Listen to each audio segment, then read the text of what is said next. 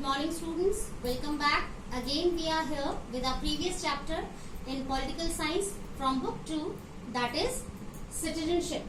Students, in our previous session we came to know about the different responsibilities of citizens towards their country, and then after that in second subtopic students we came to know about the different ways to get the citizenship of a particular country.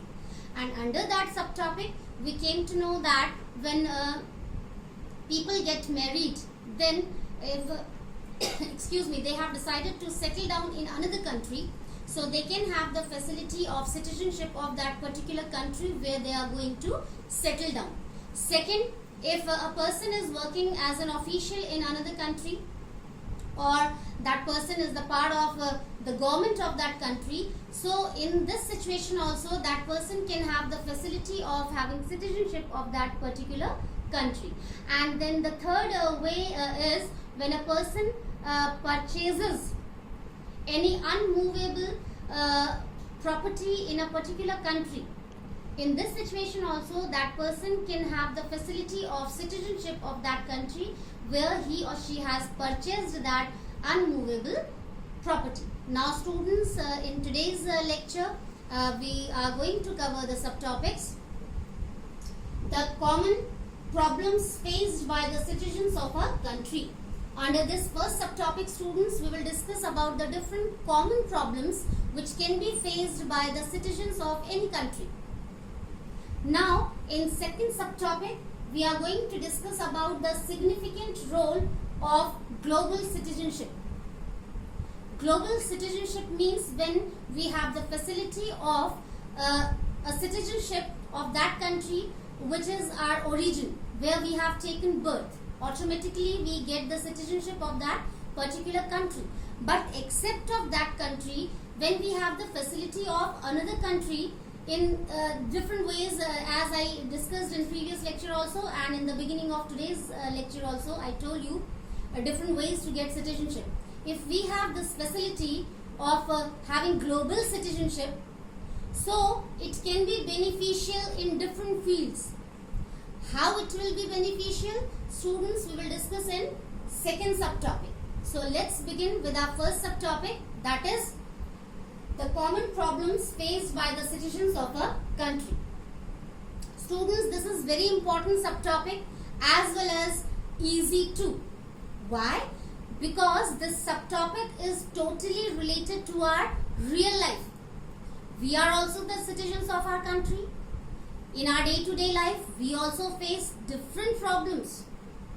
So these problems are known as common problems which can be faced by the common citizens of the country almost all the time.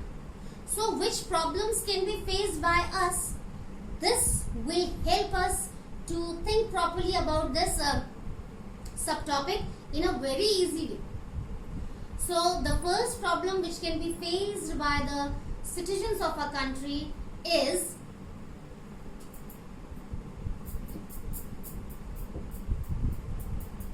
discrimination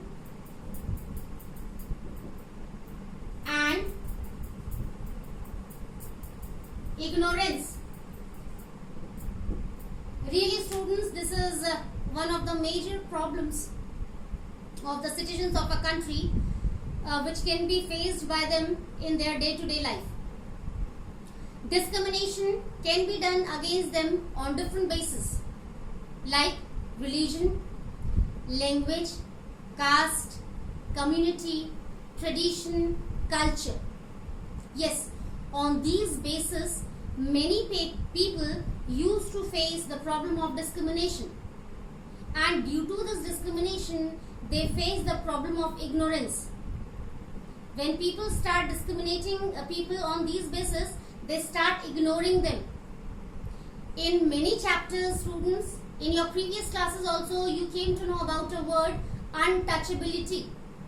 Yes, under untouchability, people who belong to middle class or rich class, they do not like to talk to the people who belong to lower class. They do not like to share things with them. They do not like to celebrate with them. They do not like to eat with them. Even they do not like to sit with them. They do not like to see their faces. And at last, I want to include here, they do not like to touch them. So in this way, you can imagine what kind of discrimination these people used to face in their daily life and how unbearable it can be for them. Now, second is lack of equality and freedom. Yes, students. Again, the people who are the part of the weaker section in the society means poor people, lower class people, tribes, Adivasis. Yes, we have to include them also here. They face the problem of lack of equality and freedom. Yes, the most important thing is that they are not going to enjoy their fundamental rights. Under that, we have to include right to education also. In the lack of this facility, they do not have a kind of awareness about their right to equality and right to freedom. Really. So it creates problem in their life. They do not have the sense of having equality and freedom. They always tolerate so many problems silently in the society because they don't have awareness. Yes. Now next is lack of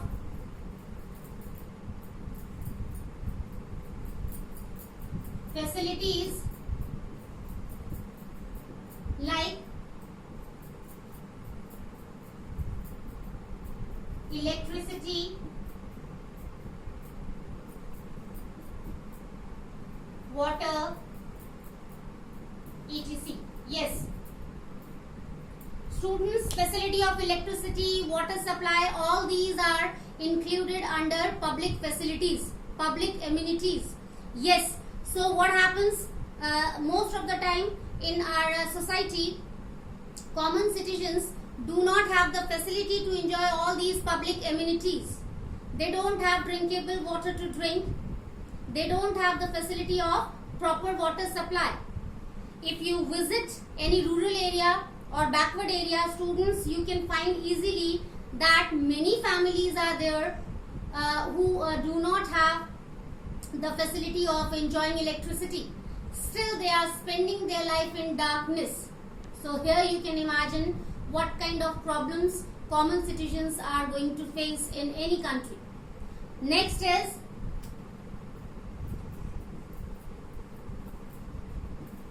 lack of jobs. Really, students, many common people are here in our society who do not have the facility to work according to their will and wish. They are forced to work.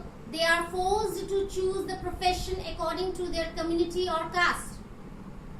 So it's also against their development and progress, and automatically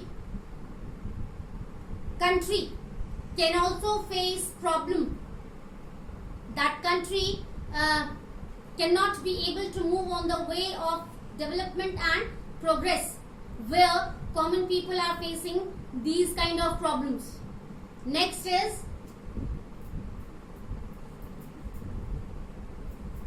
lack of equal income. Really, students, as I explained you, as I told you, we have so many sections in our society, especially upper class, middle class, and then lower class.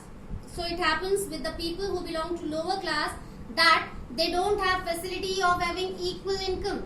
Yes, we have a very big distance on the basis of economy, or we can say income. All the people do not have the same amount related to the income. Yes, and it leads to the discrimination, and it leads to the problem of poverty also. And finally, the people who face these problems, they do not become able to improve their lifestyle. they do not become able to have a very good life, a life full of facilities, a life full of happiness. Now students, we are moving towards our second subtopic, that is significant role of global citizenship. As I told you, global citizenship means when we have the facility of having citizenship except of that country where we have taken birth, and automatically we have become the citizen of that country. Except of that country, when we are able to get easily the citizenship of another country. How? I told you in previous lecture also, and in the beginning of this session also I told you, by getting married, when you decide to settle down in another country. Second, when you have become an official or when you have become the part of the government of any other country. And third, when you have purchased some unmovable property in another country.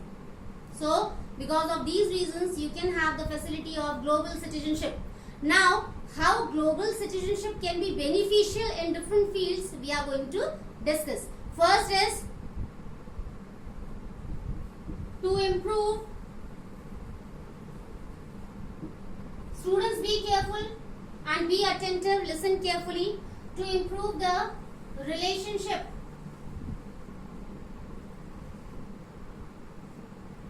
among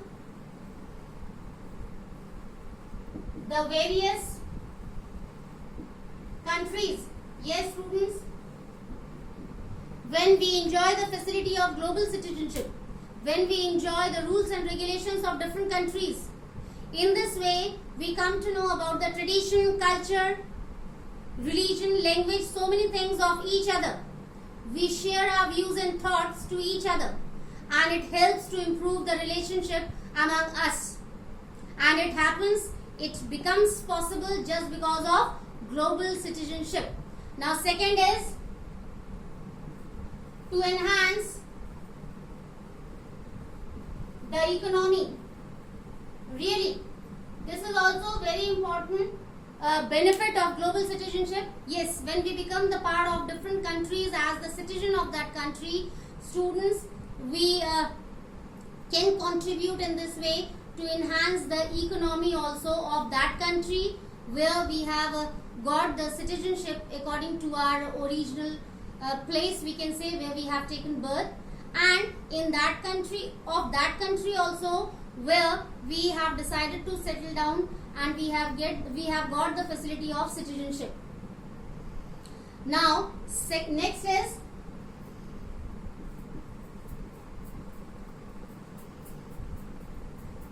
to improve business or trade.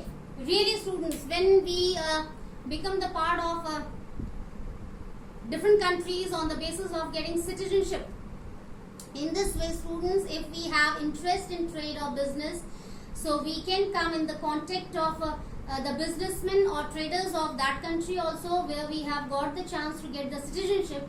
Then we can have a very good relationship on the basis of business and trade, and in this way also we can enhance the economy of these countries where we have got the citizenship, and overall we can contribute to enhance the economy of the world. Now next is peaceful atmosphere.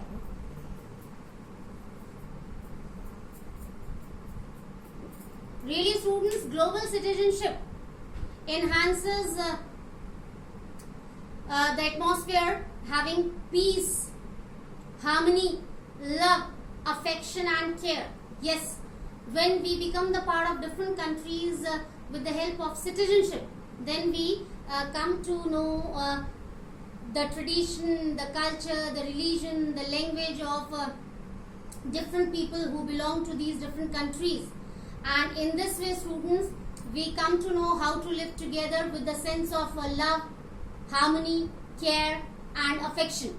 And in this way, we lead to get a peaceful atmosphere to live properly. In this way, we can make the world worth living place for each and every person who belongs to different countries. Now, next is to enhance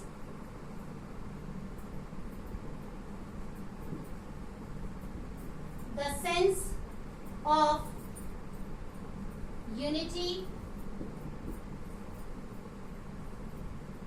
fraternity, and equality. Really, students, the last point is excuse me, the most important benefit of global citizenship. When we get the facility of global citizenship, when we get the chance to know the different people of different countries, so due to this we become able to enhance the sense of unity, fraternity means brotherhood or oneness, and finally the sense of equality. We know very well how to live together with peace, love, care and harmony by following the sense of unity, fraternity and equality.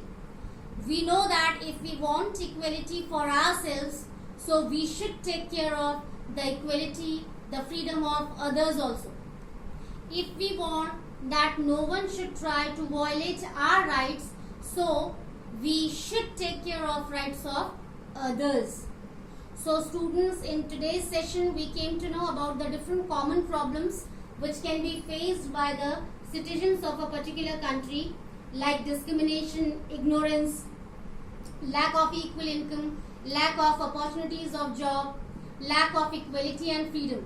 And then with the help of second subtopic, students, we came to know about the significant role of global citizenship in the form of improving the relationship among the countries, to enhance the economy of the countries as well as the whole world, to improve the field of business and trade, and to bring the peaceful atmosphere for all the people to live properly in the world.